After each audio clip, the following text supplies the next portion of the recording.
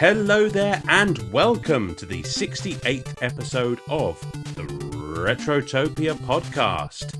My name's Alan, I'll be your host for the intro today, and today Sam and myself, we are taking another trip back to Castlevania to talk about the original Castlevania released for the Nintendo Entertainment System.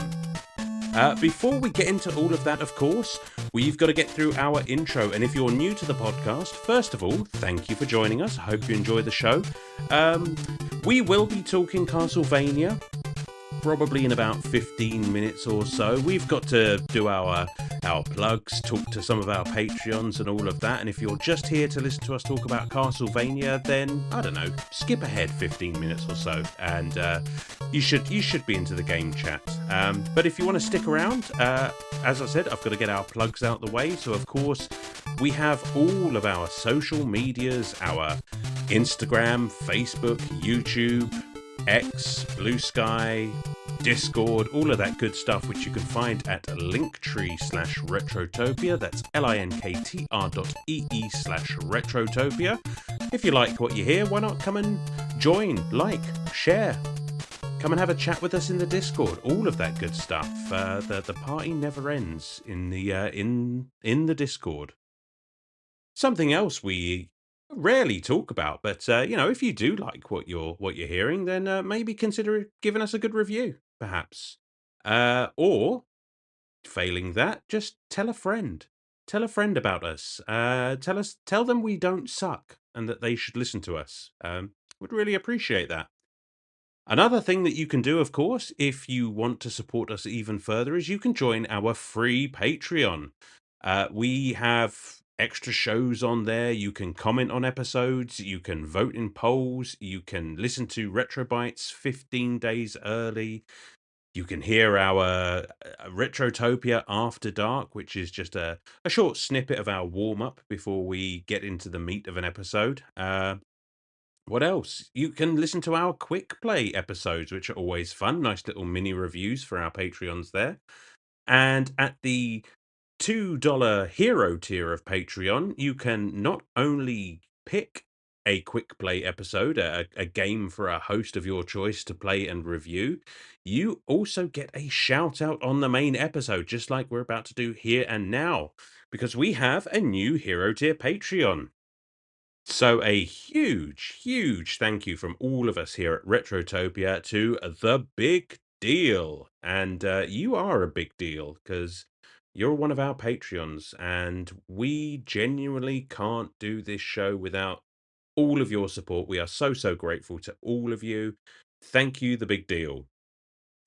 Okay, so one of the other things you get to do as Patreons, of course, is comment on the episodes. And, well, did somebody say culturally elegant? Because, well, that's what our 9-bit banter box is.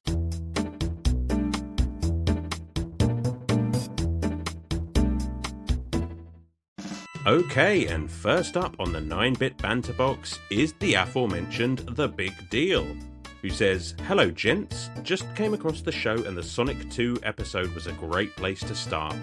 After hearing about the time-travelling antics and the combined 7 dicks between the 3 of you, I'm sold enough and will be binging the show from the beginning.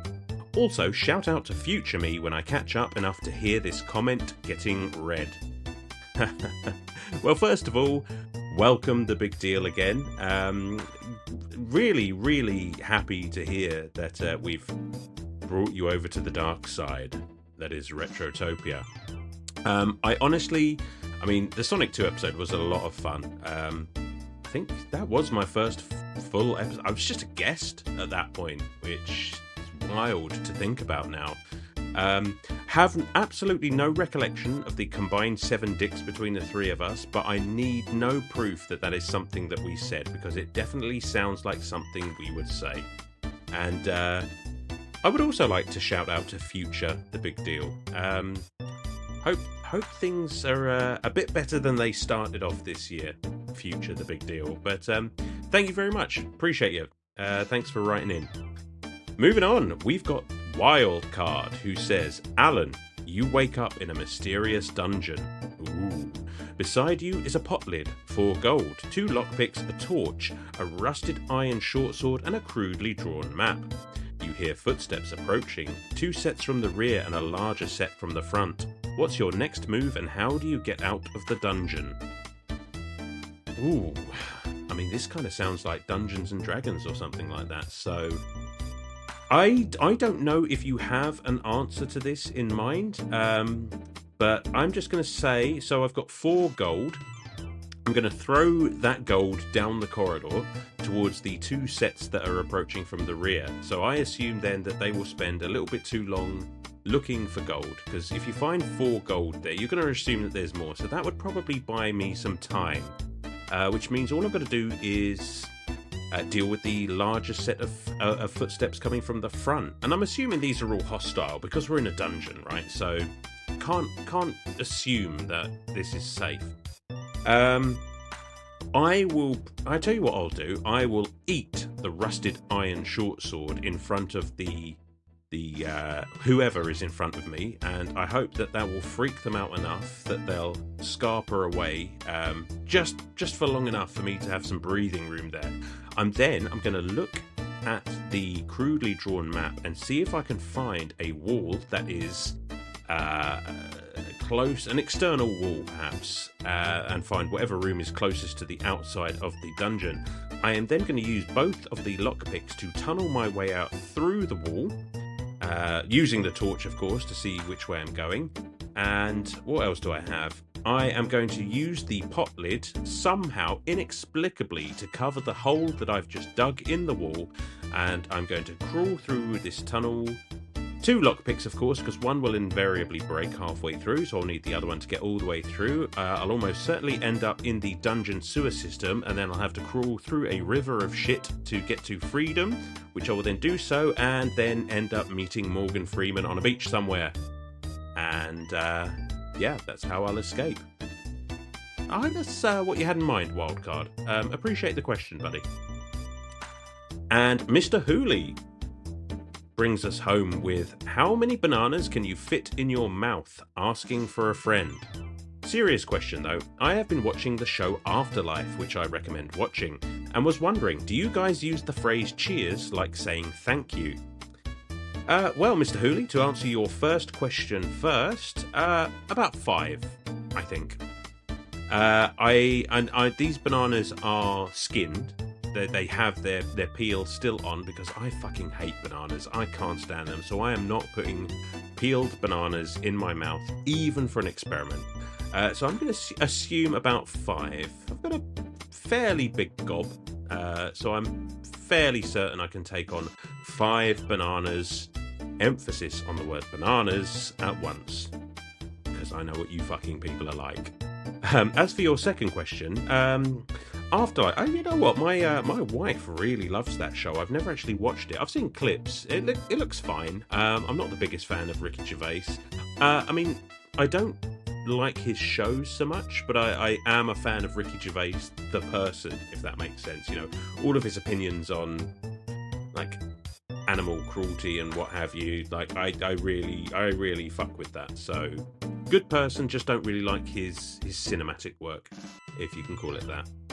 And yes, we do use the phrase cheers as a way of saying thank you. So it's a phrase that we can use to say, yeah, we can toast people, you know, raise your glass, cheers. And it's also a way of saying thank you. Very informal, but it's just like, you know, cheers for writing in, Mr. Hooley. Appreciate it.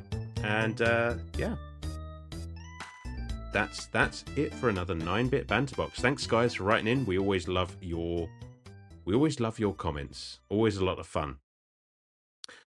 So, with that out of the way, what have I been up to recently? What have I been playing? Let's keep this short, because this episode goes fairly long, as it is. I have been playing Assassin's Creed Mirage, because I am addicted to Assassin's Creed games, and I will play them as long as they keep making them, and really enjoying this one. Much more stripped-back affair than some of the other ones, like Odyssey and... Oh, shit, what was the Viking one now? Valhalla, I think. Was it? I don't know. There's been too many Norse-themed video games recently. They all tend to blur into one. Yeah, much more like the original Assassin's Creed game, which I really do appreciate. We have been playing Borderlands 2 still. In fact, in a couple of minutes, I'll be shooting off to go and play some more with the wife. So really close. We're on the DLCs now, so we're pretty close to finishing that one. Lots of Castlevania, of course, for this episode. I did finally manage to beat it again just before we recorded, so that felt really good. And looking to start a couple of other odd games picked by some of the Patreons there, which I'm really looking forward to get into. But I'll keep that close to my chest until I've played and reviewed them. Mm. So that's what I've been up to, which leads us, of course, to well, me again, putting on a silly voice for your entertainment with the Gentleman's Interlude.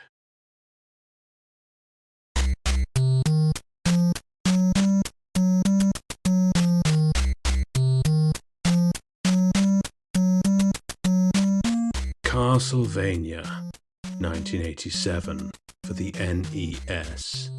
A game where the so-called heroes believed that their little whips and shiny crosses could somehow stand up to the majesty of a true vampire lord like myself. How utterly laughable. But alas, I digress, as you wish for details of this attempt at a narrative. Castlevania, developed by Konami, was released in North America on May 1st, 1987, though it had already graced Japanese shores a year earlier in 1986. It was the dawn of the NES era, and Konami thought they could pencil in a story involving my domain and a family of so-called vampire hunters, the Belmonts. A ridiculously arrogant family, one who simply can't seem to stay out of my way. The plot is a pathetic tale of Simon Belmont, the latest in the Belmont line, supposedly tasked with journeying through my castle to defeat me.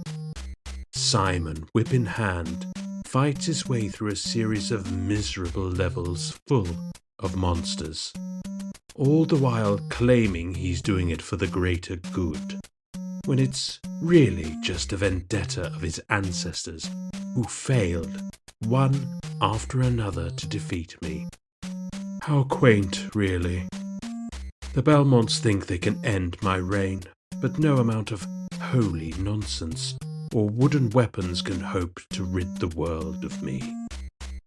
The game itself, for all its charitable praise, isn't much more than a repetitive slog.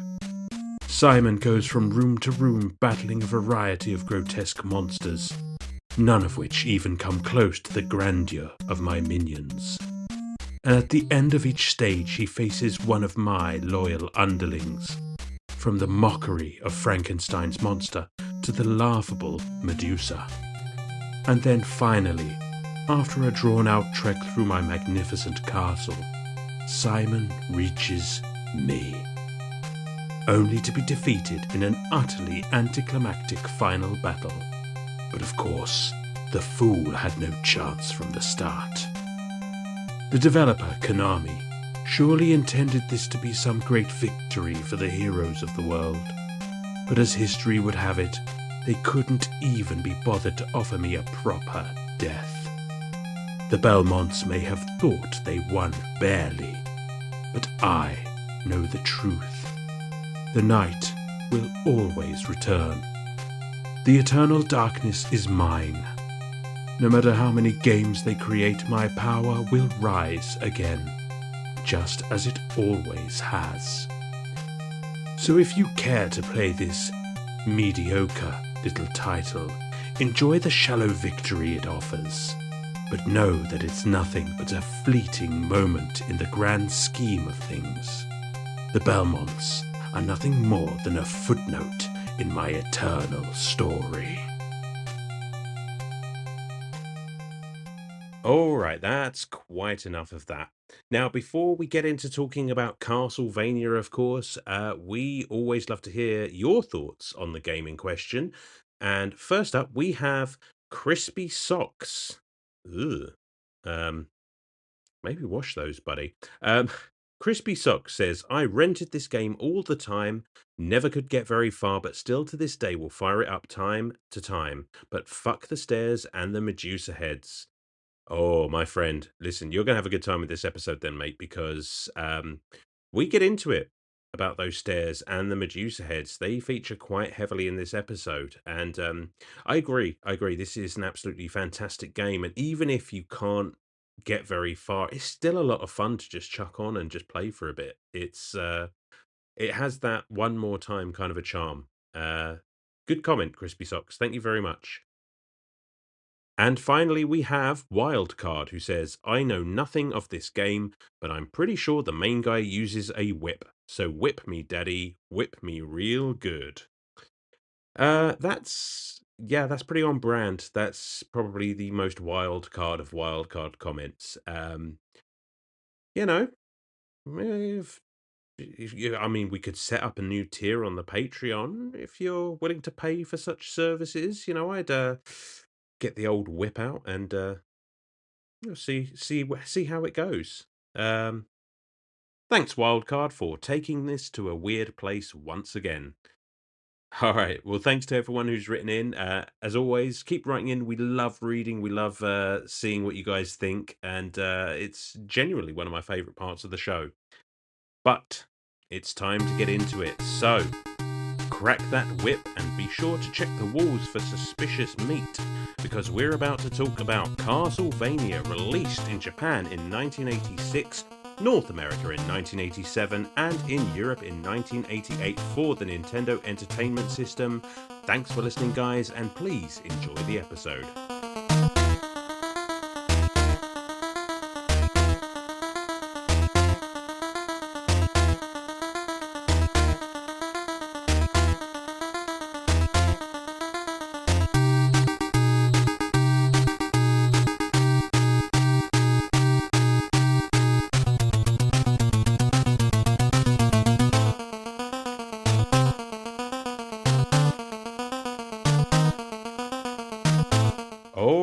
We are back, and if you didn't get it from that introduction, we are talking about Castlevania for the Nintendo Entertainment System.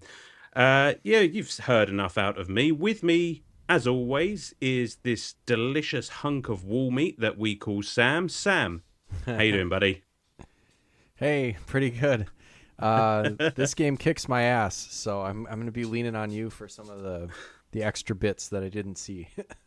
Oh, well, I mean that's a good place to start, I suppose. I mean, you've played this just recently. What's your history? What's what? Tell me, what is Sam's experience with Castlevania? I don't have too much of a history going way back with Castlevania, but I definitely, I think I first played this one when I got the collection on Switch. Mm-hmm. And yep. My first Castlevania game, though, was back when I was in college days. I had the what was it? The Dracula X Chronicles on PSP. And that was like my real introduction to Castlevania. And so I played Symphony of the Night, and I believe I know I played Rondo of Blood. I don't know if I got all the way through it. That's a tough game, which we covered in the backlog. You should go check out the Rondo of Blood episode if you're a Castlevania fan, because that was a fun one. But yeah, this one I probably have played it for the first time within the last couple of years. But I really enjoy it. I love Castlevania. I like the challenge, although this one's a little too tough for my taste. I can't get all the way through it, but I know you can because you've done it twice. What's your history with Castlevania? I have. Do you know what? My history is significantly less than yours because I was really late to the Castlevania series. Probably within, God, I don't know, the last 10 years or so. I mean, as you know, I never had a NES growing up, or Yeah. NES or whatever you want to call it. So a lot of these games I only came to when I actually got one later on in life. And my initial experiences with Castlevania were mostly with the Metroidvania ones. I think Symphony of the Night may have been the first one that I ever played, but then I went back and played this because, I mean, it's undeniably one of the NES games. It's Yeah. a stone cold classic. I mean, just look what's come of it. There's an entire series that has sprung up of this game. It's basically redefined genres and created a whole new one all of its own. So Right. I had to see where it started. This and Metroid, obviously. I fucking love this game. I love this game. I do too. I have only beaten it twice, not for a lack of trying, but yeah, it's a lot of fun. It's obviously got that old Nintendo hard to it, which Yeah. we're kind of used to at this point. But this will still test you. But I don't ever find it. Oh, well, okay. I was going to say I don't ever find it frustrating, but there's some stuff we'll get into in a little while. Before we do, just got a question for you. So this is our second, you and I, our second trip to Castlevania. It is. Um, are we gonna save Brian this time or no? Well, I can't because I can't fucking get very far. Well, I should say I shouldn't say that. I can get. Well, I'm actually looking through. I found a website that has all the maps of the levels. Like you used to look when I like. If you listen to our Donkey Kong Country episode, I mentioned checking out the Nintendo powers and looking at the maps. You can pretty well find maps for any old 2D platformer Yeah. on online right now, and I'd say I can get. Let's see, did I get here? What is this one? I mean, I know you've Oh, made it at least halfway through because we were talking about your experiences with the Mummy Men. oh yeah, no, I can get through. Yeah, well past halfway through, but it's like those last levels are just crazy. That bridge. Oh It's man, it's it is a disgusting. it it is a very very difficult game, and yet I think the difficulty curve is actually fairly reasonable. I mean, this game is Yeah. very hard, but it does a lot of things right that mitigate the game rage that you might get off of it. Um, Yeah. I mean, where should we start? Should we talk about the levels? Man. Should we talk about the Yeah, gameplay? we could. Yeah, and just to go back to your earlier question, I don't think I can ever, unless it's one of the Metroidvania types. I don't think I'm going to be able to. Sorry, Brian. I think you're going to be in Castle Dracula for a while, unless God you have damn it! unless you have Alan come sweep you off your feet. But I it's I it's would too I too would tough do for it. me. I would do it for Brian. I would do anything for Brian. Brian, I'm coming for you. Oh, cool. Not to derail, but like you can open up on this website that I found. You can open like a full map of the castle, just the way it plays out in the game. Because like there's this isn't your typical Castlevania game where it's an actual Metroidvania. There's no exploration. It's very linear, but Mm-hmm. all of the man, this is cool. All of the pieces of the map are connected together, so it is like you are traversing an entire castle.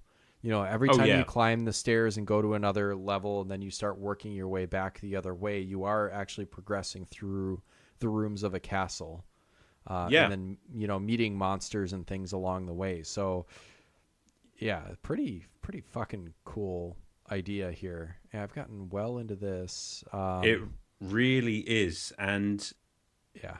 that's a good place to start because you, as you say, you work your way sort of actually into the castle, into the entryway, and you work your way through all of these different parts of the castle, and it is, as you say, all interconnected. And what I Yeah. really like is that the game flows really nicely. So basically, I mean, you have 6 quote unquote levels in the game, which are usually made up of what, 3 or 4 sections, and Yeah, all of the stages they call sections. them. Yeah. That's right. So all of these stages flow into each other really smoothly, and each stage basically acts as a checkpoint. So if you die, you go back to the last checkpoint. And of course, if you game over, you go back to the start of the level.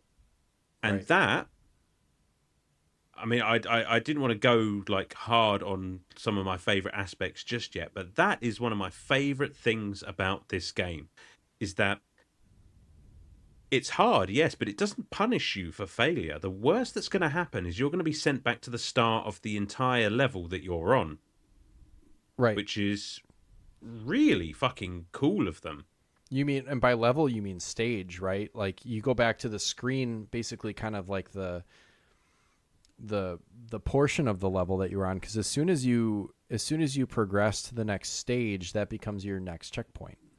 Sure, but when you Yeah. game over now, what they call them here is blocks. So basically, Right. each of the 6 blocks is made up of 3 stages.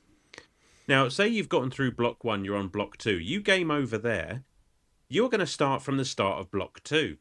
A game over in this game, as long as you press continue, will literally, there is no limit to the continues, and you start back at the very beginning of that block of stages that you're on, which Oh, means gotcha. Okay. you Yes. can literally, you can play this game indefinitely without having to game over and do everything all over again from the very beginning of the game. And I think that what a nice and generous thing Konami did there, because I can't imagine trying to play this game and game overing and having to start again from the beginning. And I know other games do it, but fuck me. Like, I would never have beaten this game if that wasn't a feature.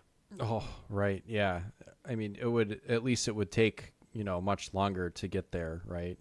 Oh, Um, God. Like, you would have to really put your reps in. right. Um, yeah, I was just like, as I'm going through this map, I'm just like transfixed by this. I actually dropped it into the chat that we have on Discord. Oh, yeah. So you can actually, and they even show, because you can, as you're walking through, if you've never played Castlevania, as you're walking through, there's like little candles on the wall, Yep. and you can whip those, and then that's kind of like where you get your items. So like the hearts don't fill your health, but they do allow you to, they basically are the consumable, I don't know what you would call it, fuel for your secondary weapon. So you have your whip, and you can upgrade that twice. And then, you have all of the weapons. So there's like the axe and the holy water and the cross boomerang and all that kind of stuff.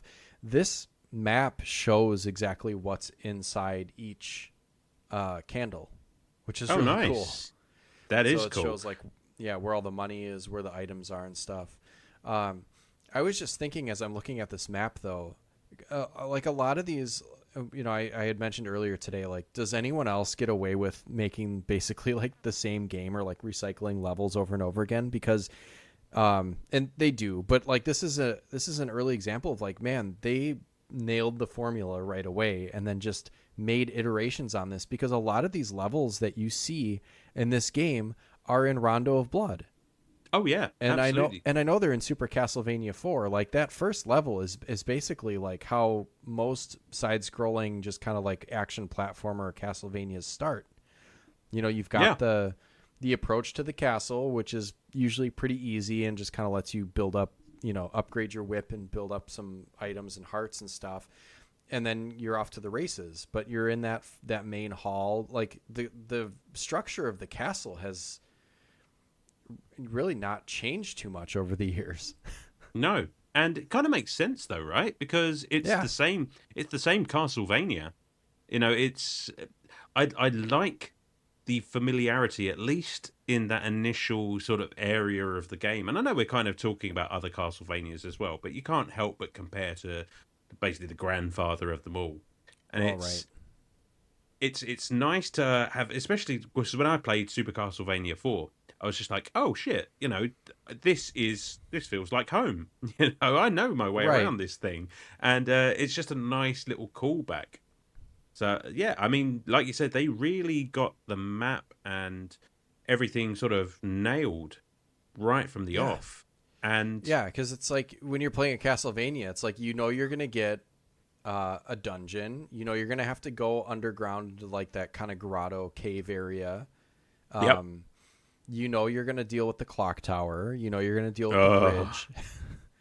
You oh, know exactly what Dracula like when you get to Dracula's chamber. It's like exactly what that looks like. oh And the yeah, other cool thing graphically is that when you're on the bridge in the kind of the outdoor sections, there's actually kind of two bridges, but on the first one, right before you fight the mummies, you see the tower, like Dracula's mm-hmm, tower in the background right before you get in there, and it's like, oh, that's where you're going eventually. yeah, yeah, It's really freaking cool, and you really don't see it unless you look at the whole thing wholesale, like no. how And, everything connects together. and while I won't say that this is necessarily the best looking game, certainly on the NES, I think they do a lot with a little. Yeah, It's everything. You can clearly see what everything's supposed to be. There's every single stage looks noticeably different. So, okay, I'm underground now. This makes sense. Okay, I'm back in the castle. Okay, this is clearly a dungeon. So they do a really good job of differentiating all the different stages. So you genuinely feel like you are on this epic quest through this giant fucking castle. yeah. It's never boring to look at. You may not have the time to actually smell the roses, but when you No. do get a chance to look around, it's very impressive. Yeah, it's funny. I forgot that this game actually, and as most platformers or just like kind of side-scrolling action games did at the time, there's a timer for each level. I don't know. That's probably a holdout Mm. from the arcade days and stuff. It's just, scores and timers are just kind of ingrained you know, into video games, especially at this Sure. time. But like I kind of forgot, and I was like kind of dicking around trying to find all the items and stuff in that first level, and like before I got to the bat, I'm like, why is the game making such a weird sound? I was like, oh, I ran out of time. Fuck. Oh shit! Really? I have never Yeah, run I out of did. I time ran on out of this. time because I was just like walking around. I was like, yeah, this is fun. I'm just gonna whip these ghouls and try to see if I can find all the secrets and stuff. And well, I took my sweet ass time a little bit too much. She's like, "Come on, Simon, let's move things along. This Yeah, is not a sightseeing tour, Mr. Belmont. keep her moving. Yeah, yeah. You've got vampires to kill and humans to save. And speaking of killing vampires, let's talk about Vampire Killer. Ah, the Yeah. what? So what do you think? What do you think, Sam? Why a whip? Why not a sword? Where do you land on that? I think the whip gives you more reach. I'm actually really happy that they landed on whip. I mean, between a whip or a sword. I think in what am I trying to? Oh, Symphony of the Night. What was I? I Yep, was like, what am I trying to think of? You actually play not as one of the Belmonts, right? You play as a Alucard, that's right. correct? Yes, And he's got kind of a sword, if I'm not mistaken. that's right. Yeah, And you can sort of switch them out. You get a variety of different swords. So, but yeah, there's yeah, nothing quite but like this, that whip. yeah, it's unique. It's like, what other game has a whip? And don't come at me. I'm sure there are, but like, Sure. especially at this time, like if you're into like the high fantasy or the horror or the sword and sorcery type um, aesthetic, it's gonna be a sword usually. Like Oh even yeah, super ghouls and ghosts, like it's. I mean, he's throwing it, which is cool, but like it's basically a sword, right? yeah. Link's got a sword. Everyone's got a sword. Um, Simon's got a whip, and it's a pretty fucking kick-ass whip. It really is. I mean, talk about an iconic piece of gaming history. It's just like Yeah. at some point somebody said, "You know what? We're going to use a whip," and Mm-hmm.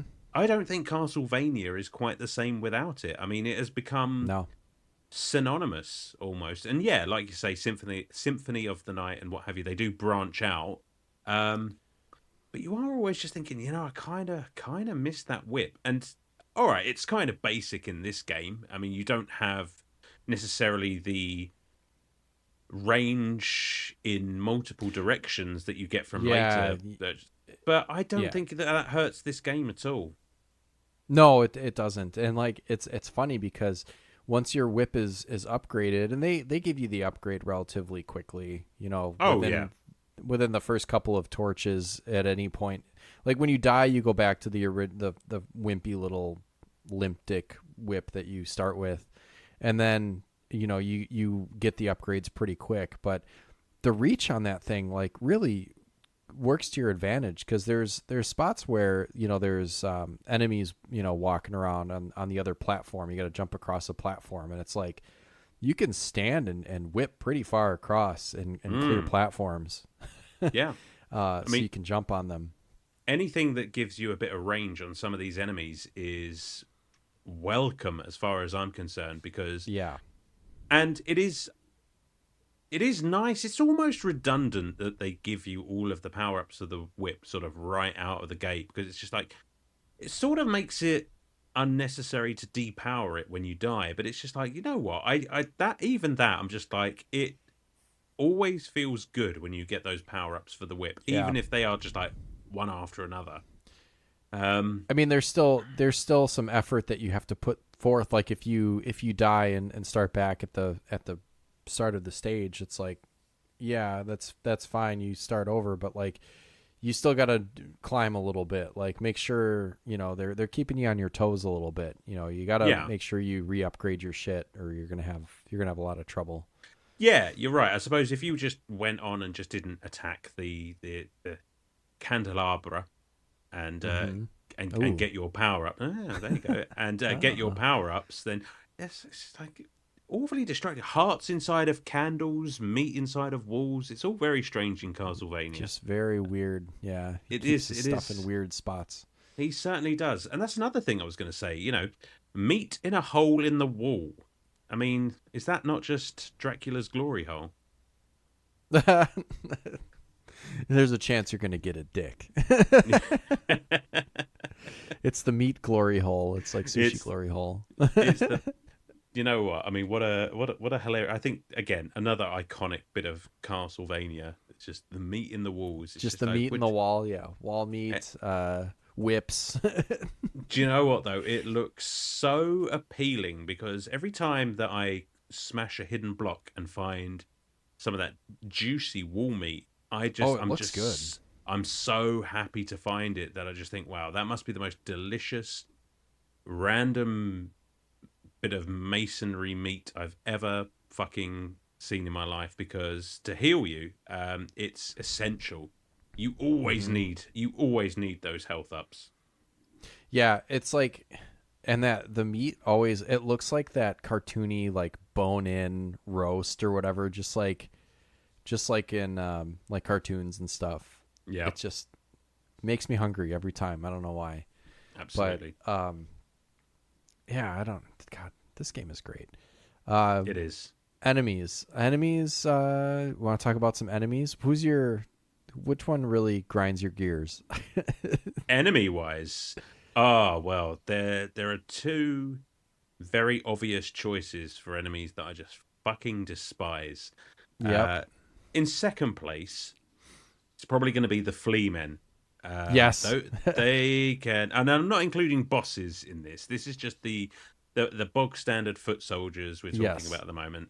Yeah. They can eat every inch of my dick, because they're the worst. Especially well, no, they're not the worst. They're the second to worst. They're the second to worst. Everyone knows what the first worst are, but especially those the flea men that are dropped by the birds as well. It's just like, if you don't keep a handle on those fucking things, like, you will get swarmed, and they always seem to be just ahead of your whip. They always just seem to launch themselves into the air. If they get a good jump in and go over you, now you're in trouble. Now you or they're behind you, and to be honest, like Richter, or this is not Richter, this is Simon, is very slow and clunky. There is Sure. absolutely no run. He is not bothered. He is just going to walk his way through this castle at his own pace. That's right. This guy is just tanking his way through. I mean, again, having played the Game Boy Castlevania: The Adventure, which, if you're a Patreon, there is. Oh yeah. Actually, it might That's even another be good before. Might even be before it went to Patreon, but yeah, become a Patreon anyway. That's an early one. I've done a quick play on Castlevania: The Adventure. Now, if you want fucking slow, my god, so this feels like a sprint compared to that. So I don't find the speed that Simon goes to be all that much of a problem, because frankly, No. like, if you were going too fast in this game, you'd get yourself into trouble. We'd have that Donkey Kong Country thing where you're just running into whatever's coming in from the side, Just launching yourself off the screen. Exactly. This Yeah. gives you a good amount of time to react to what's happening. And True. Yeah, I don't mind the speed too much. But yeah, just there is no like hold down B and run or anything. No. And there are some and what was your sorry, we got sidetracked. What was your obvious number one worst I'll enemy? tell you what. I'll give you my obvious number one. Take it away. You know what it is. Come on, let's hear it. Oh, it's the Medusa heads. It's and the fucking Medusa heads. My although God. if you time it right, you can kind of make sure that they pass under or over you, because they kind of move in like a sine wave, like just kind of like up and down. Ooh. Oh, yeah, I know, right? Wow. Getting Such a- mathematical on your ass. Yeah, math and such. But what can really kill you is like if you just kind of move forward and pay attention and kind of like gauge where they are and decide whether you need to jump or not, you can kind of make it through. There's areas where like if you just pedal to the metal as fast as Simon will go, which is not very fast, and just walk forward, they miss you.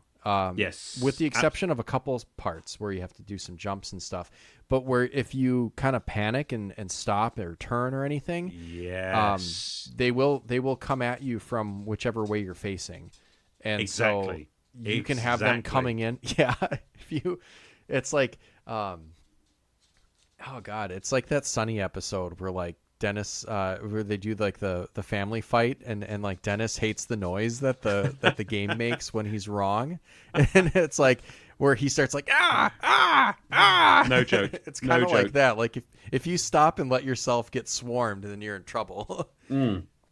And you nailed it, because as long as Yeah. you're moving forward, and yeah, you can jump over them and what have you, generally speaking, you're okay, assuming there's nothing else on the screen. Because as long as you're moving and jumping and what have you, generally they're manageable. Where it becomes difficult is, as you say, if you pause or go back or turn around or get intercepted by another enemy, suddenly you're distracted, and now they're coming in from all angles, and you've lost that cadence where you can basically avoid everything, and that is when you're dentist. Yeah, that's where when it gets under your guard and you're just kind of fucked. Absolutely. And that is exactly what for the longest time would kill every single one of my playthroughs of this game, because the hallway, Death's Corridor or Death's Hallway or whatever you want to call it, leading up to that Grim Reaper boss, that is an area that I could not for years get past. And wait, is that I'm looking at it now. That is where there's like a lot of stairs and those skeletons that throw bones, right? And then there's Medusa heads in there too. well, after that, you get to just yeah. basically, it's a linear path with the Medusa. Oh, right, I heads. see it here. Yeah, there's those little like knights that are pretty easy, but if you've got Medusa heads coming at you while you're trying to deal with those, that is very tough. Exactly. Yep. So Yeah, and then at the end of the hallway, I mean, one of the tougher bosses in the game. Sure. In Death, because he's got those little scythes that whip around. If you give him the chance, there is I suppose, a way. yeah. There is a way to beat the Grim Reaper where he will not get a licking, which is what I do. That's smart. I would just just get my shit kicked in. just cheese it. Just actually, that lead us into talking about those secondary items. Because Yeah. what's your favorite secondary item?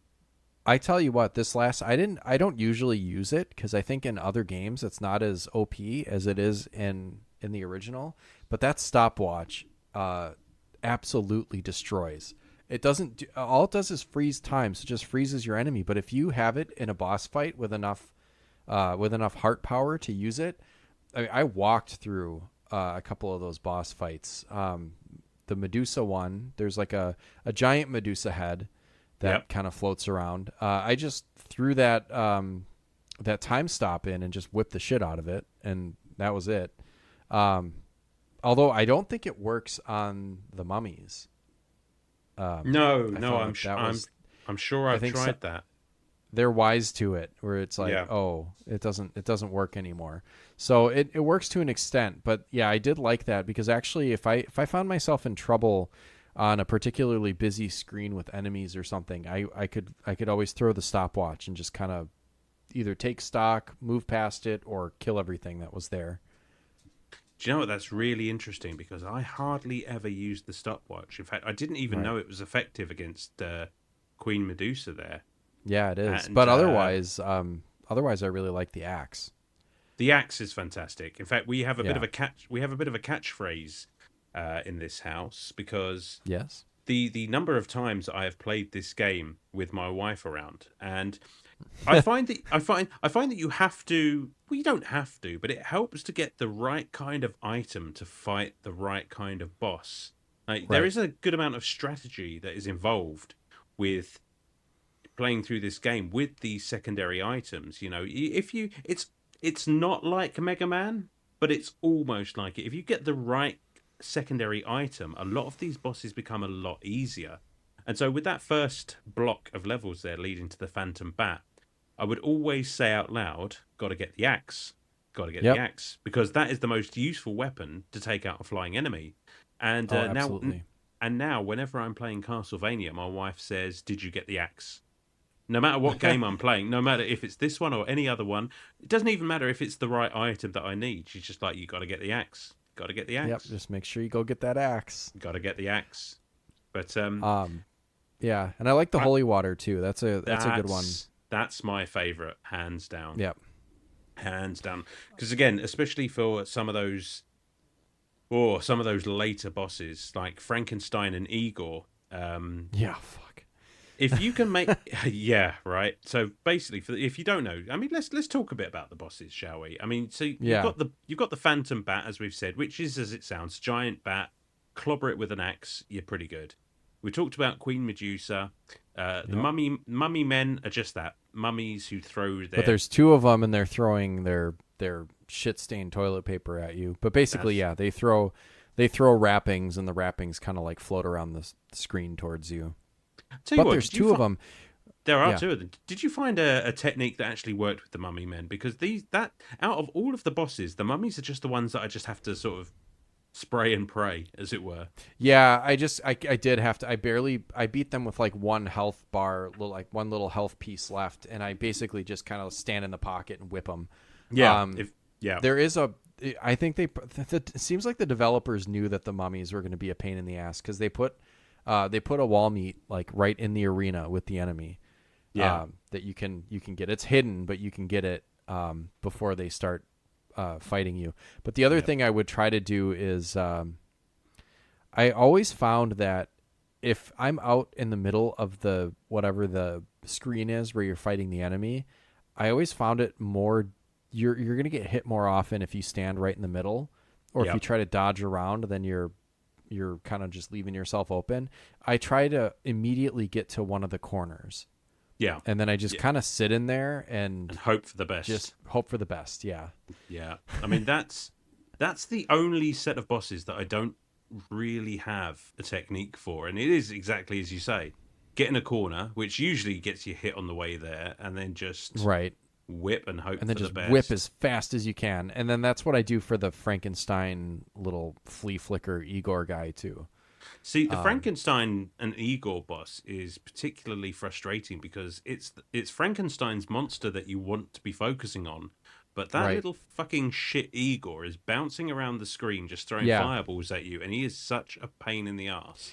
And You can kill the fireballs if your whip hits them, but if your whip hits the little Igor dude, he just kind of like flickers for a bit. But yeah, actually, what my technique for Frankenstein is just to get right in there and actually jump on there's like a little platform right in front of him, and I yep, actually get there and I crouch and I just start whipping, whip, whip, whip, whip, whip, and then I keep the little Igor guy kind of flashing, and you can clear off like a good quarter to a third of Frankenstein's health before Igor even starts moving again. And that's if you time it right, which is just dumb luck at this point, you might be able to pause him again. So that's kind of what I do.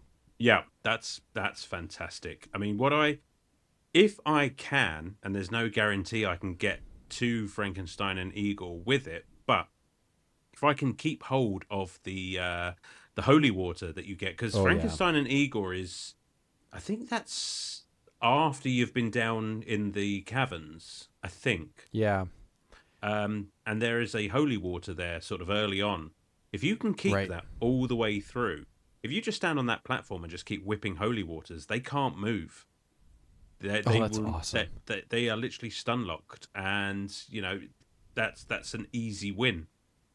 But Yeah, again, and the difficulty in that is getting through the entire level without dying. yeah, that's the trick. And I think here's a good spot to pause when we're talking about the bosses and talk about the kind of unintentional enemies of Castlevania. There's 3 that I can think of. And I think you can guess what a couple of them are, but there's one that I think you might not consider. Number 1 is the stairs, obviously. Absolutely. But And in later games, they added like that you can kind of jump and press up and kind of catch the stairs halfway up. In this one, you're hoofing it from the bottom, and yep. and it's very slow, and you're And basically locked in. You are glued to them stairs. Yeah, and then also I've been on a platform that has stairs on them and wanting to crouch and whip, and he just starts walking his ass back down the stairs. So the Yep. stairs are to be treated with caution. The second one is knockback, because if you are, I'd say there's 4. The second one is knockback, because as you're progressing, if you get to a platform and then you get hit, it will knock you back far enough that you will probably fall directly into a hole. Oh yes. And that's a one-hit kill basically. So there's a spot relatively early on in the game where the Medusa heads, I think, get particularly frustrating because they can knock you right back into a hole. I know exactly where you're talking about. Yeah. Yeah, and in later games, if you fall down a hole, you just end up in like a different area, which is better, I think. But I mean, that makes this game more challenging. Like, if you get knocked back in, like, say, Rondo of Blood, you just get like knocked back to a previous screen, or you go into a different pit and have to find your way back up a different way. That's right. So we're if you're keeping score, we have stairs and knockback. The third one that I kind of thought of is just the way that it controls. When you jump, if you want to jump forward onto a platform, you also have to be pressing the forward button or he does not move. There is no like Mario midair chicanery. You can't be like switching directions midair. You have to commit to the direction you want to go by pressing the button to move forward while you jump. And that can be a little bit of a curve. That's interesting because, yeah, you're absolutely right, but I never really gave it much thought. But yeah, the jump is the jump, and there's no shortening the jump. There's no lengthening the jump. It's just like, it's almost like, I guess, like the old Prince of Persia in that sense. Just right. like, It's very basically old style. Yeah, just jumping one space or what have you forward, and yeah, if you're not lined up properly, that's a one-way trip to Holesville. Yes. And then my last one that I don't know if you'll consider one of the kind of unintended enemies of the game is other items that you don't want. Oh my God. Because if you, let's say you have the holy water and you think you're good to go, and then you whip one of those candelabras and you get the fucking knife, Oh, you're fucked. the knife is nobody's favorite weapon. And if it is your No. favorite weapon, join our Discord, please, and let me know and justify your choice for me, please, because I have to know. I think the plus side of the knife is that it gives you the range, but I think Sure. you don't really get it, or you don't really see that in this game as much, I don't think. But I know in later games, the knife gives you the range at the cost of damage. It doesn't do as much damage. No, you might as well be throwing toothpicks. Right. I'm so glad you brought that up, because that is a source of near constant frustration. It's just like, because again, where we're talking about keeping these items for the boss, it's just like, if you're not paying attention, and the odds are you're going to play these levels like hundreds of times potentially, and you Yeah. tend to get a really good idea for sure. Yeah. Well, even if you're me, mate, but if you're not paying attention and you just whip that candelabra and pick up, and it's, oh, for fuck's sake, and it's just like, okay, well, I guess I'm going to carry on and just give it a go with the fucking knife, but I might as And well that's another thing they fixed in later games too, because if you pick up a different item in say like a rondo of blood, it will swap your item and the other one will just kind of fall to the ground, and you have a very limited time to pick it back up, but you can at least get it back. You have a chance. Yeah. Unless it falls into a pit. No. That I'll give you. That's certainly, I mean, I guess it's the game's way of telling you to sort of just pay attention to what you're doing, learn the levels, which you're going to be doing anyway. Yep. The knockback, it is frustrating, but I find you've just as much chance of falling down a pit as not. And it's just kind of a feature of the game. I don't love it. I don't hate it. It's just there. It's something you just have to bear in mind when you're playing. None of it really bothers me. It's just no, the stairs are unforgivable. The fact that the stairs basically cease to exist if you jump through them is just ridiculous. It's just like, you may think, oh, well, yeah, I'm gonna fall to my doom, but the stairs are there. That's fine. I'll just land on the stairs. And no, you won't. The fuck you will. You are dead, my friend. And I don't really understand why. I guess it's that NES hard thing, but it's just like, come the fuck on. Stairs are stairs. Yeah, I do appreciate that they improved at least part of, I mean, you still have to press up to climb the stairs, but at least in later games they allowed you to kind of like jump halfway up the stairs and catch them halfway through. That helps. But yeah, this is going all the way back down to roots, and you are not doing that. But I mean, for all of my bitching, it's almost like a bit of a Castlevania meme. So, like, right, it is frustrating when you're playing the game, but it's just like, if it wasn't there, I'd think I'd be like, nah, now it's not really Castlevania, right?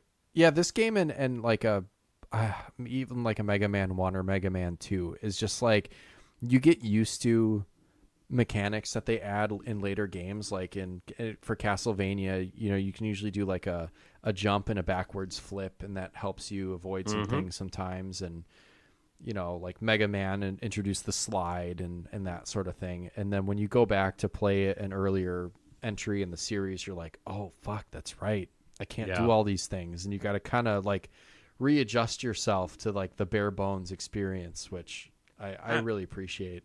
Absolutely. And to say nothing of the fact that nothing in this game is broken. This is an incredibly well made game. And yeah, I mean, some facets are a bit on the basic side, but that's only with the benefit of hindsight. It's just like, we know what became of this series as it went on. And you would think, okay, well, what's this, 1980? I don't know. I haven't done the intro yet. Let's say 1987. 1987, yeah. Nice. Like, for the time, this is just a solid action platforming experience. You know, it just works. It's smooth. It just plays. Yeah, it's God, what a game. What a game. I'm always awed that games that have, I mean, in our circles, I would say, like in retro gamer circles, not necessarily the people at large are not probably clamoring to play an old Castlevania game from the 80s.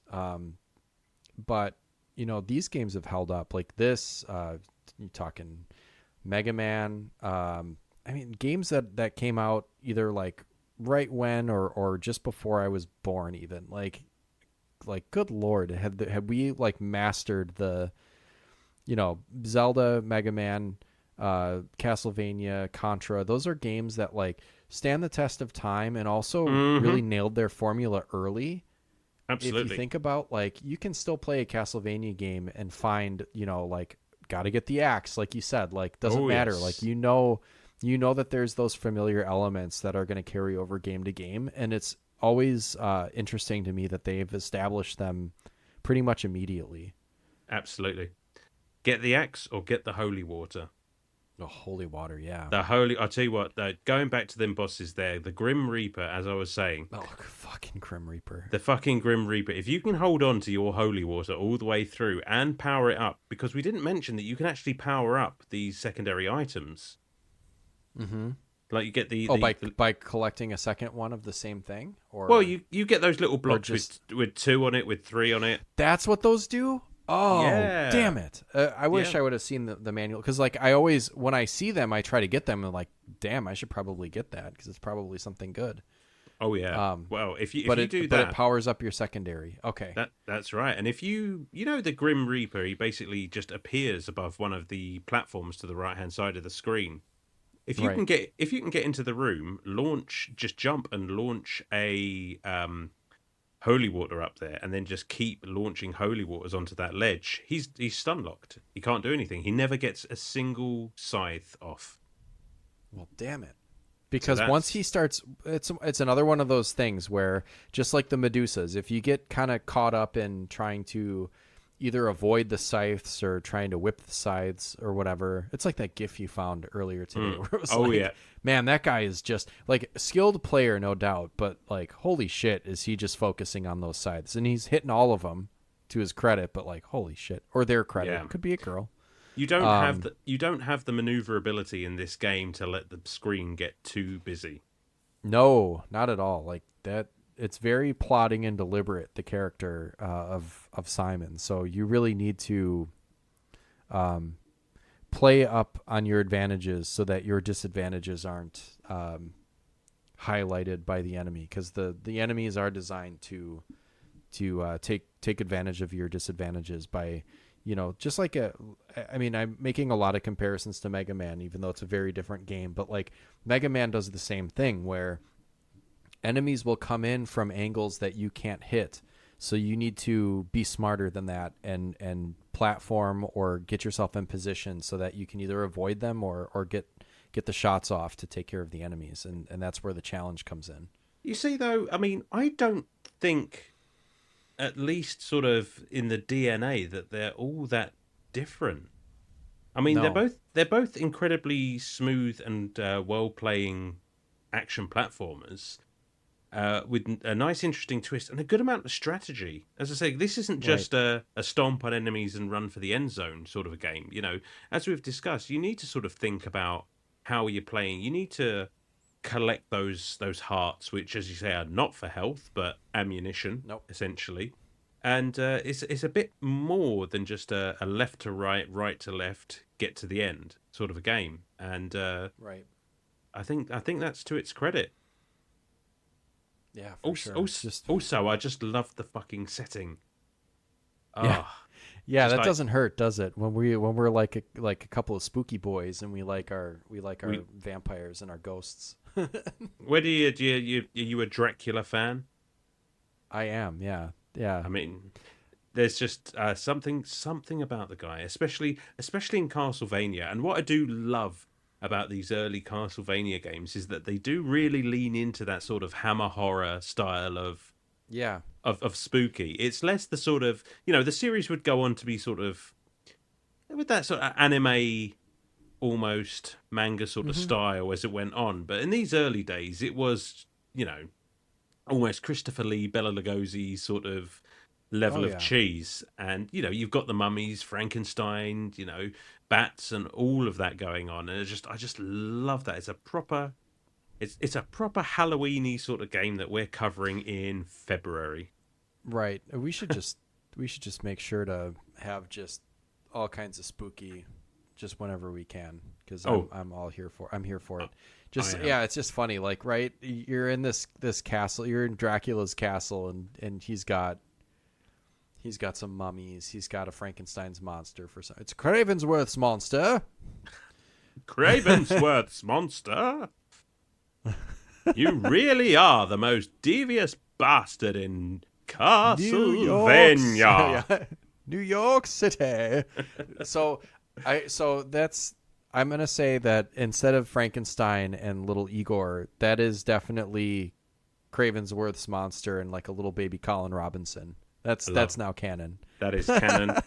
And if you haven't watched What We Do in the Shadows, you need to. If you're listening to this, just sort yourselves out. Get on it. Good bit of Matt Berry. It's been a very Matt Berry sort of an evening, isn't it? Yeah, it has. It has, especially when you're talking spooky vampires and the dark, the darkness. You need to tell me about Dracula, because I cannot. Let's be honest. I'm not getting past death. Death is gonna probably kick my ass unless. And the level leading up to death is very, very challenging for me as well. But I would say, I want to say I have seen the death fight. And I may have even seen the bridge, but I might be remembering that wrong, because I may be thinking of Rondo of Blood, because the layout of the castle in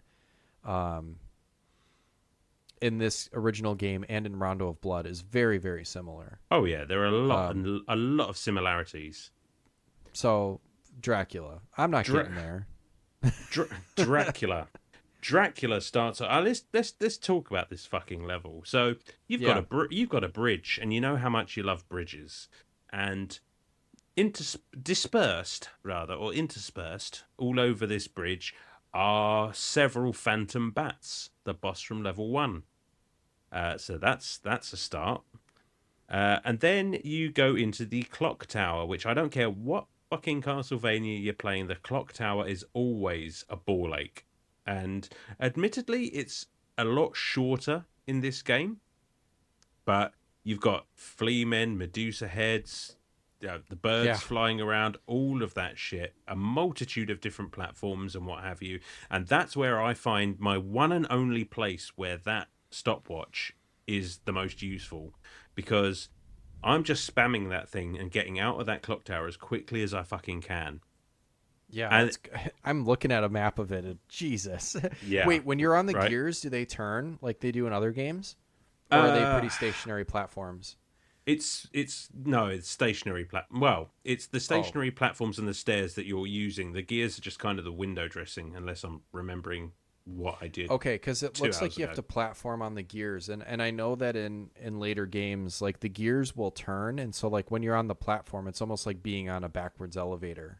Basically, like you're on it and the gears turning, so it moves you. So you have to like make sure you're walking forward and jumping at the right time, and then like of course the enemies complicate things.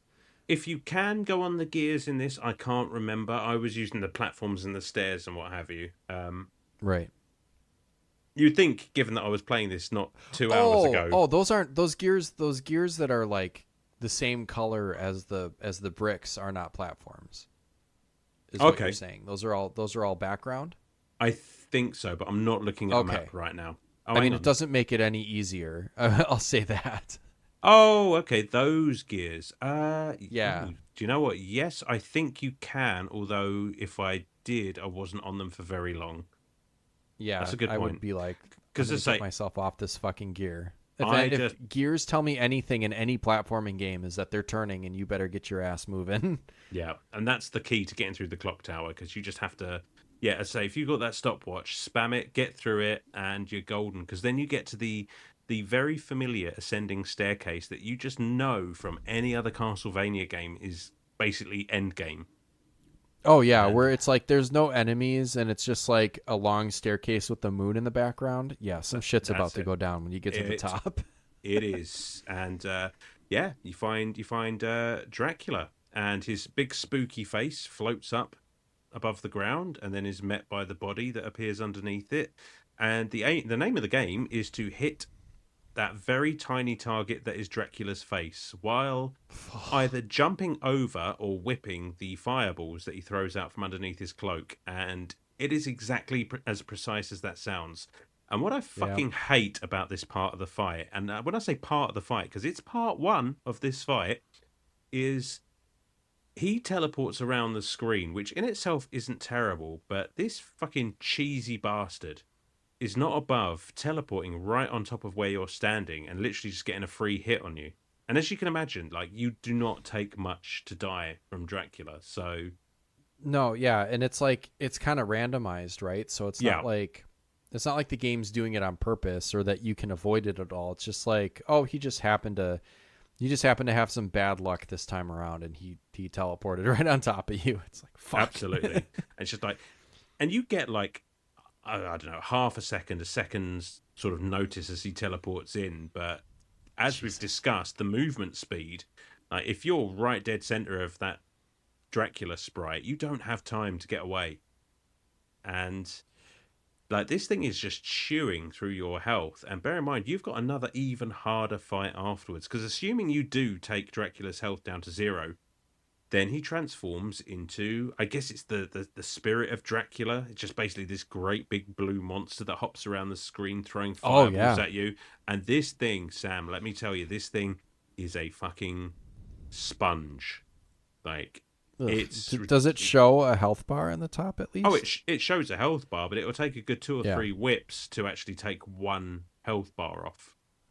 Jesus. And it's absolutely And you ridiculous. finished this not once but twice. So And the only way I finished this, and bear in mind, it must have taken me 50 attempts today. Because just before the fight with the first Dracula, you can sort of go up and down the stairs and reset the candelabra in the entryway, and basically just grind for hearts. And can there you is really? So you can actually exit out of the arena and just kind of like go back down the stairs and back up again? well, basically, there's a little entryway to that arena. So this is before you Yeah. get to the first Dracula fight. So if you go too far in, you're locked in, of course. But Oh, okay. if in that little hallway beforehand, there's like 2 or 3 of these candles to whip, and you do that, you go down the stairs, which takes you to another screen, immediately back up, and everything's reset itself. So you can literally Okay, yeah, I see what you mean. you can grind for these hearts, and Within your time limit. within Keep your in time mind. limit. And inside Dracula's room, there is holy water. And basically, Yes. what I do is I try and get through that Dracula fight without using anything, just the whip. And then when you get to the big blue, you better just start cheesing those holy waters, because again, you can, if your timing is good, you can basically keep him locked in one place until you've won the fight. It's a long and drawn out way of doing it, but Yeah. Do you alternate holy water and whips to kind of like maximize the amount of time that you have holy water to throw? I mean, if you're good at that, then sure, but I just find, you know what, I'm not giving this fucker a single chance to move, because he takes up, the sprite of that thing literally takes up, I don't know how much of the room, but it's certainly several times. And it's hopping across the screen, and you know, the only way to get out of the way is to walk underneath it while it's hopping Slowly. over you. Yeah. Exactly. And oh my god, this fucking guy. Oh, it felt good, but I think what a fight. I think it's really interesting that like games, especially like certain games, I don't want to say all games or all retro games. I don't want to make such a broad sweeping statement, but I love it when a game gives you the item that you need to best tackle whatever you're up against, but like maybe it's hidden or maybe it's just kind of around. Like it seems like this holy water tactic is like probably one of the best ways to deal with this this second form of Dracula, and they put it there in the room with you, so Yeah. you know it's there. You just have to find it and use it properly. It's Sure. that kind of thing I really appreciate. I can't think of another good example, but like, you know, Which is why I don't know. it goes back to the point I made earlier. It's just like this game is very fucking difficult, but it is fair. It is not broken. You know, No. it will test you, it will challenge you, but at no point do I just think, well, except maybe for when like Dracula is teleported on top of me for the 50th time. Oh, It's right. like, okay, this is a little bit of a fucking cheese, but otherwise, but you can play the odds there, because obviously you can see him teleport away. What you should probably do in that case is if you can react fast enough or whatever, just stop moving and let him teleport wherever he's going to teleport. And the chances that he teleports directly on top of you are probably pretty slim as long as you're not moving. But as soon as you're moving, if he teleports right in front of you and you walk into him, you're kind of hosed either way. Like, really just kind of, you know, I think stop. Yes and no. Because I think if you stand still, he'll just be like, right, well, I'm fucking coming for you. And yeah, Right. if you are moving, he can teleport right in front of you, or he could teleport behind you. There's no real rhyme or reason to it. So it's just, Yeah. I find that I guess it's part luck. it's a lot of luck. It's a lot of luck, but brilliant fight, very satisfying to beat, and it'll be a good few years before I put myself through that again, because my God, does it get the blood pumping? It really does. You are like probably in the vast minority of gamers that have ever finished this game, I would say. Like, it's like when you get trophies on like PlayStation games where it's like very rare, 0.2% of players achieve this trophy or whatever. Like, this is your version of platinum. You beat Dracula. Like, I'm sure there are very few people that can do that.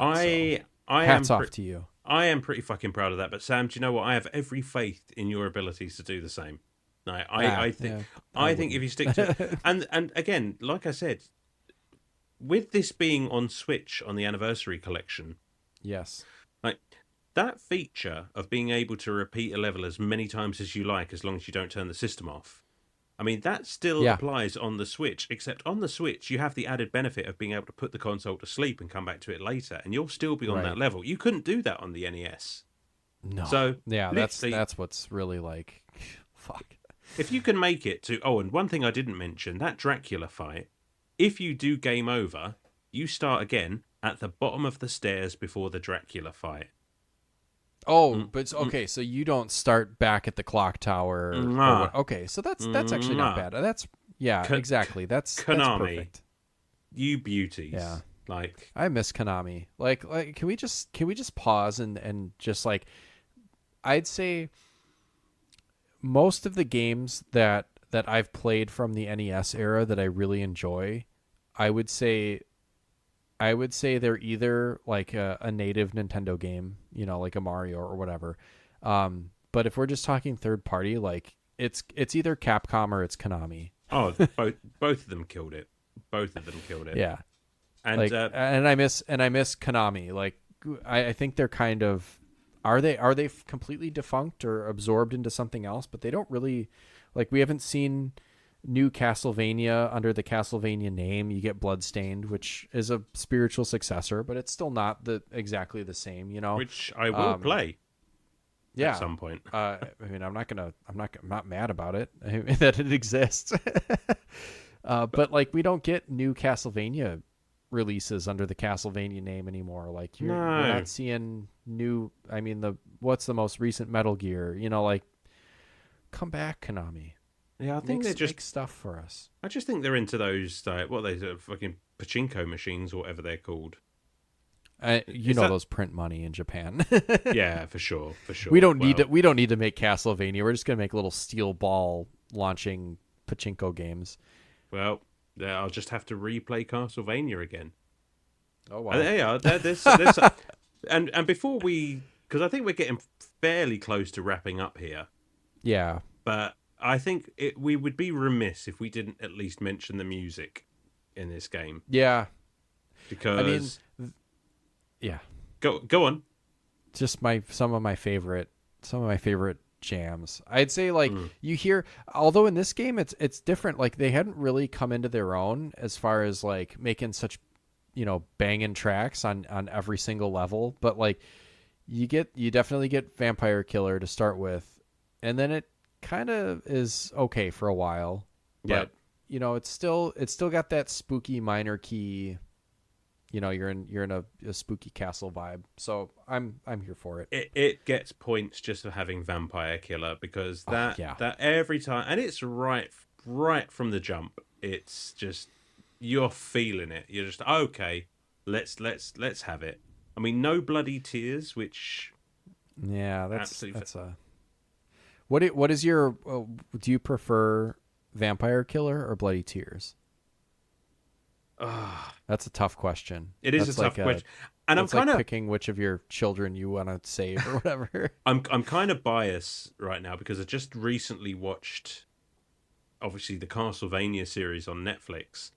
Yeah, and I sent check out. I sent you this video, the sort of hallway fight scene with Alucard, Cypher, and Trevor, and they just start playing that version of Bloody Tears, and I was fully erect. Like, it was just full bonus, full bonus. It could go either way. I'll say Bloody Tears just because it sounds more epic. But Castlevania is known for its fantastic music, and it started here. And yeah, not every track in this game slaps as hard as Vampire Killer, but that track more than it's kind of hard. It's kind of hard to slap as hard as Vampire Killer, if I'm being honest. Exactly. It's a high bar. Iconic. Right. Is that everything? Have you got anything else? Yeah. No. I don't think I do. I just, this is a game that I'll always come back to now that I've played it, a few times. I've never finished it. Maybe one day I will. Play it on the collection, It's accessible pretty much everywhere. I play it on my Switch. I think those collections are on pretty much everything, and they allow you to, there's extra goodies in there. Like you can save state. It's not as aggressive a save state system as what am I trying to think of? Like a Switch Online where you can have like multiple files and you can save exactly on certain screens and stuff like that. You can't do that. You can have like one save per run, but it's still helpful to just be able to go back if you're wanting to practice a certain section or something like that. Makes sense. Great value. It always goes on sale, so it's got a great value to it. Like you're getting, I think you get like 4 or 5 or 6 games, because it's got like Castlevania's 1 through 4. It's got Bloodlines, and it's got Kid Dracula, which was like a Japan only Game Boy game. That's really crazy looking. We might do a quick play on that one at some point. But this is a great collection. Plenty of other Castlevania games for you and I to cover at some point. Oh, I know. It's like maybe we'll even tempt Brian into one. You never know. Yeah, this will be this has been Castlevania Corner with Sam and Alan. Oh, I like that. So do you want to give us?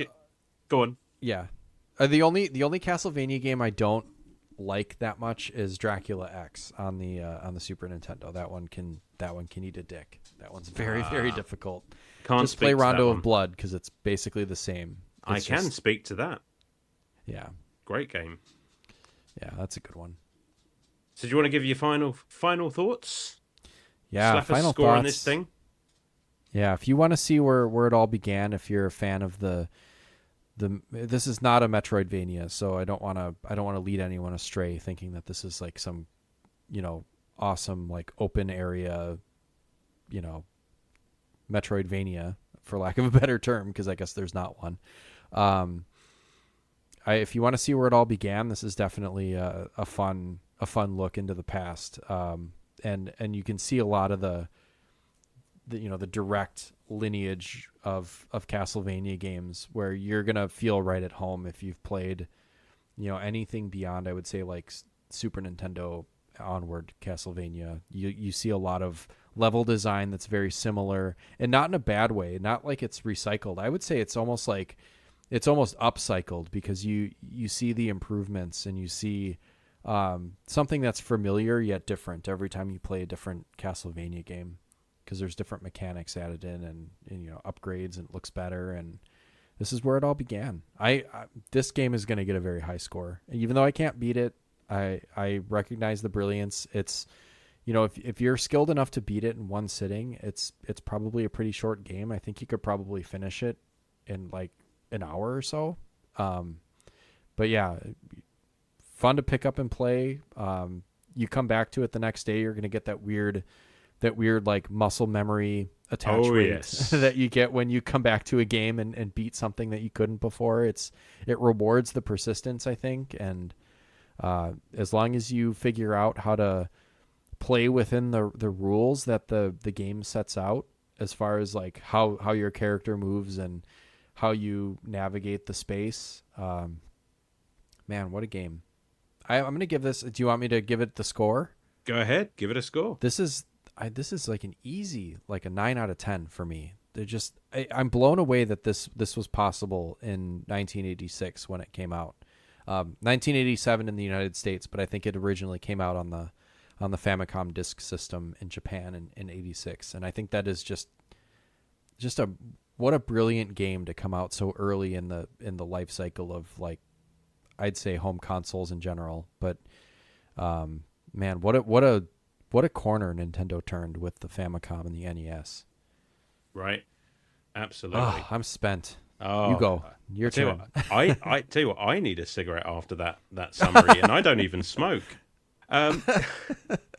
Anyone who's listened to this show for any amount of time knows full well how I feel about Castlevania. I love this series dearly. I haven't played a game in this series. I haven't played all of them, but I've definitely played most of them. And there isn't a bad one in the bunch, or at least not that I've come across. And it all began with this almost schlocky little B-movie horror spooky game on the Nintendo Entertainment System. And I know that Castlevania is sort of, I guess it's much like Dracula himself, just asleep until the next time it rises. Yeah. But the fact that we're still talking about it now, the fact that it has such a rich history full of games, it's just like it all started here. And that's because this is an ambitious action platforming game that never overreaches and overextends itself. It's very capable, it's solid, it's responsive, it plays well, it's fantastic to look at and listen to. It's just a wonderful, wonderful experience. It is very, very difficult, very rewarding. Again, as Sam said, if you learn what you need to do, if you put in your reps, it is beatable. Honestly, if an idiot like me can do it, just about anyone can. It's just, I don't know what else to say. It's just beautiful in its simplicity, I think, is the best way to sum this game up. It's just everything works. It's got just enough strategy in there to elevate it above other platformers of the time. It's bad radio, but 9 out of 10.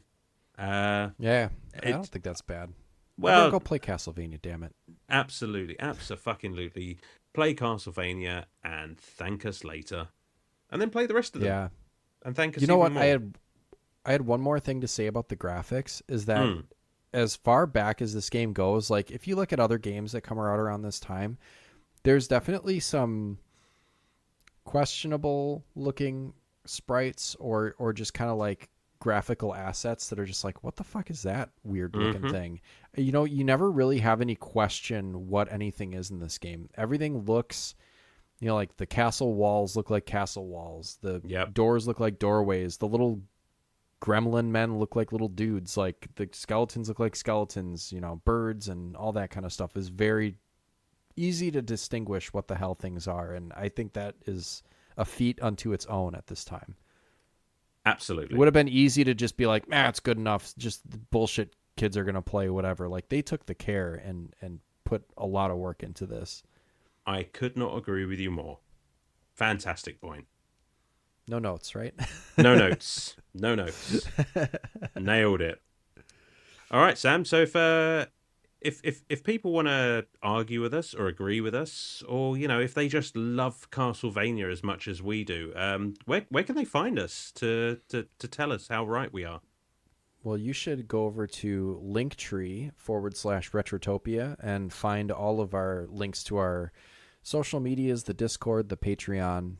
Come join us over there. It's a good time. We've seems like numbers have been up and we've been getting a lot more downloads. So I know there's more of you out there that haven't joined us to chat with us and join in our fun and our rollicking good time that we have over in the Discord. So come join us because we have some fun over there and you should be a part of it. Absolutely. Absolutely, you should. Well, thank you, as always, Sam, for being my co-pilot on another foray into Castlevania. Always Absolutely. A good time. And I'll always revisit Castlevania with you. Absolutely. And like I said, one day maybe we'll even find Brian. Who knows? He's in there somewhere, probably sucking on some wall meat. Oh, geez.